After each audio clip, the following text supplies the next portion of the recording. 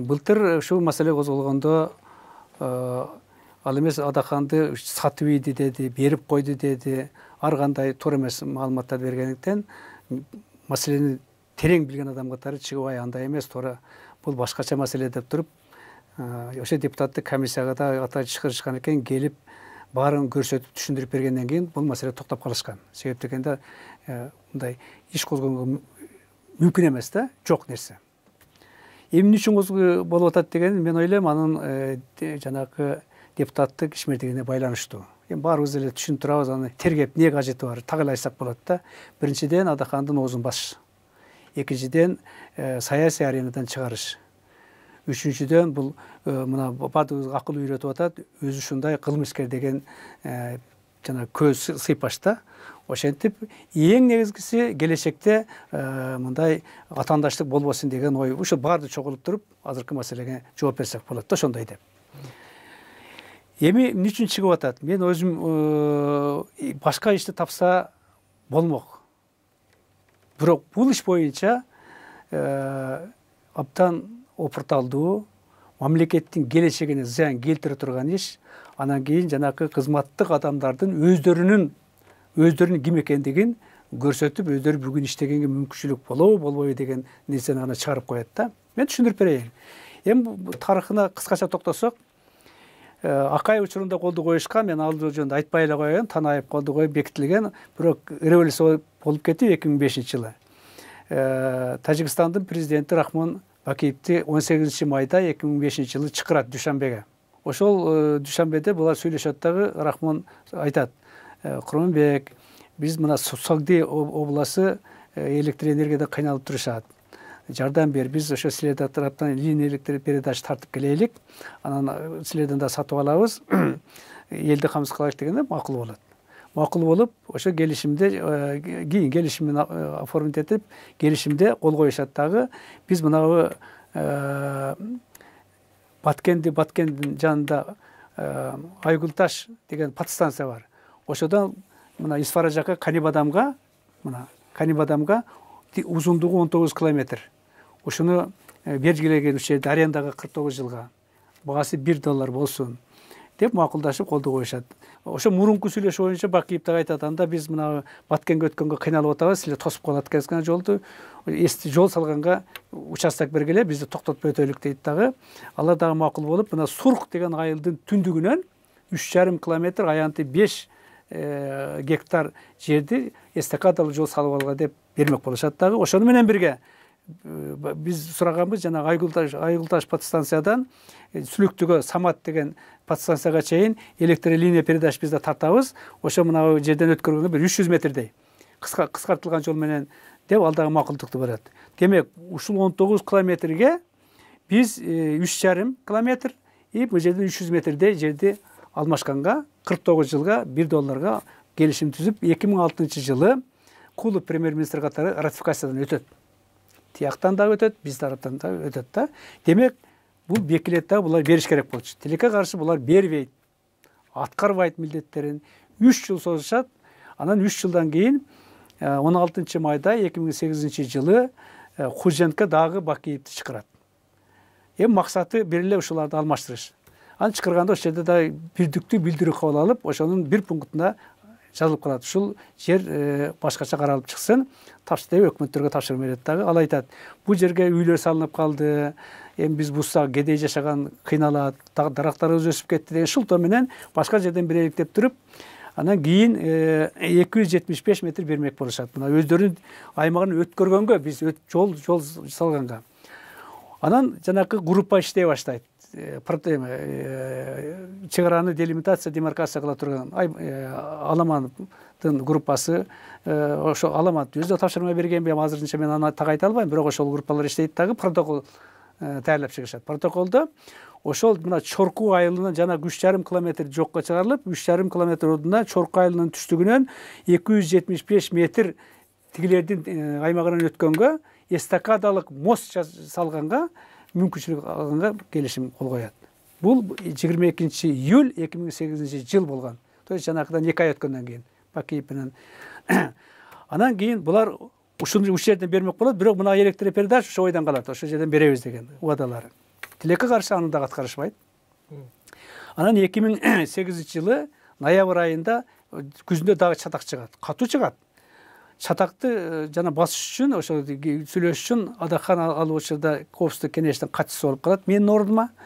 Анан бул 12 киши менен өзү 13 болуп барат. Ал жерде жол министри, тышкы иштер министринин орун басары, Аламанов, губернатор, аким, айыл өкмөтү ошолор барып чогулуп 12 киши барып Баткенде, алардан Азимов келет, секретарь Совет Безопасности сүйлөшөт дагы. Ошондо булар 16 протоколго кол коюшат. Эми мен көп жерде айтып атам, дагы кайталап коеюн, себеби элге жалпак тил менен айтканда түшүнөт экен да, атак түшүнбөйт. Ал жерде айтат, мына 8 пунктта жазылып турат мына. Таджикская сторона недельный срок определит порядок строительства моста и реабилитации дороги на участке поймы реки Сфора протяженностью 275 метров, информирует кыргызскую сторону по дипломатическим каналам дейт. То есть силер ошол жанагы жолдун, мосттун салынышын тартибин аныктап туруп бизге дипломаттык канал аркылуу бергиле дейт. Кыргызча айтканда. Болду, бул жерде эч жерди берүү деген Атахандыкы жок. Анан бул макул болушат. Келип Бакиевке маалымат бергенде ал жакшы кылыпсыңар дегендей кылат дагы, бирок муну дагы аткарбайт. Жазында дагы чатак чыгат. Дагы аны басканга Адахан жана группасы барат дагы. Эми Хужентте ошол Азимов коллегасы менен жана группалар дагы сүйлөшөт. Дагы 5 протоколго 2009 жылы 3 мартта 5 протоколго кол коюшат. Ал протоколду айтат. Кыргыз тил менен айтканда, жанакы бере турган жериңерди белгиленген мөөнөттө, тартипте бергиле. Бере турган жериңерди бергиле. Экинчи, жанакы ошо жол салгандардын катташын, мындай тоскоолдуксуз каттасын аныктагыла деп 2 гана пункт. Орусчасы таджикской стороне установленном порядке решит вопрос о передаче в аренду кыргызской стороне участка дороги поймы реки Сфора протяженностью 275 метров сроком на 49 за символической платы деп баягы бекитилген платалар 49 жылга $1 деп. Ал келишимде ратификация болуп калган. Экинчи, обеспечение беспрепятственного доступа персонала техники, который осуществляет строительство дороги деп. Болду. Бул жерде берүү жок. Кайтып айтат, бере турганыңарды бизге аныктап тактагыла деп. Эми ушунун негизинде 24 декабрда 2009 жылы Ошто жол министри Сулайманов өкмөттүк келишимге кол коёт. Жана 270 метрди өссүн деп кол коюп, анан бирок ошол келишимди булар биз тажик тараптан даярлайт. Себеп дегенде муну иликтеп чыккан мен ошол жанагы тиркемелеринде, документтин тиркемелеринде Баткен деген кыргыздар Боткен деп жазбайт да. Боткен ошол термин ошо бойдон да, тияга кандай алып келсе ошону эле тиркешип макул болуп колдой кое беришкен. Анан тилекке каршы 2010 жылы дагы бизде революция болуп кетет дагы, жаңы бийлик келет. 10 майда 2011 жылы Атамбаев Алмаз ал убакта премьер-министр, Исаков мырза, мени бир фамилия окшош, жол министри, ошолор Атамбаевдин колу менен ушул келишим ратификация болсун деп комитетке келет. Анда мен комитеттин төрагасы. Мен окуп чыгып бар иликтеп, муну аткарган жок, тигини аткарган жок, ушунча чатак чыгарышты, экинчи жок дегенде линия электр передача бергенге булар барган жок, бул улуттун кызыкчылыгына жооп бербейт. Жанагы ушул келишимди түзгөндөрдү, ошого барган протоколду жазгандарга жоопко тартылышын каралсын, бул атка кайтарылсын деп туруп чечим чыгарып бергенден кийин ал атка кайтат. 2014 жылы Бабанов муну артка тартып алат. Демек маселе жок. Маселе жок. Эч нерсе болгон жок да. Алмашы болгон жок, берген болгон жок. Эми ошо Адаханды сен жерди берип койдуң. Кыянаттык кылды мамлекетке деп Адаханды бир жерде мына бери ал кайтып айтат, бере турган жериңерди белгиленген тартипте айтып бергилегин дегенди тетиринче көрсөтүшүп, элге туура эмес маалыматты беришип, жаманаттык кылган. Кеп азыр Адаханды эмес. Кеп Адаханды коргоду эмес. Кеп подходту. Ал Адахандын ордуна эртең ошол азыркы мактап аткандар, колдоп аткан өздөрү болуп калышы ыктымал. Кеп маселеде болуп атат да, мен ошол маселени билген адам катары айтпай койсом, бул Кудай деле эртең жазалайт, айтат, Исмаил Сакыш ушуну билип туруп жок дегенде айтып койбойсузбу деп. Мына ошондой болуп атат. Андан башка эмне үчүн иш козголушту мүмкүн эмес эле? Себеп дегенде азыркы башкы прокурор өзү жазып чыккан кылмыш жаза кодекси, кылмыш процессуалдык кодекси 4 томдук китеп. Ошонун 20 кылмыш жаза процессуалдык кодекси 27-чи беренеси жазылган. Кылмышты мөөнөт өтүп кетсе, кылмыш иши козголбойт, козголгон кылмыш жабылат деп так жазылган.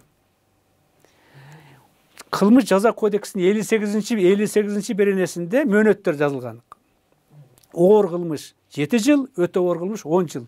Мына ушул 2009-жылы колду койсо, 2008-жылы колду койсо, 14-15 жыл өттү. 5 жыл, 4 жыл өтүп атат.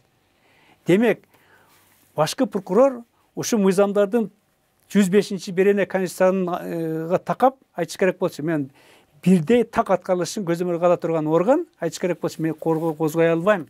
Козголгон ишти мен жапканга милдеттүүмүн. Себеп дегенде мен элдин алдына ант бердим. Элдин эсебинен мен айлык алам.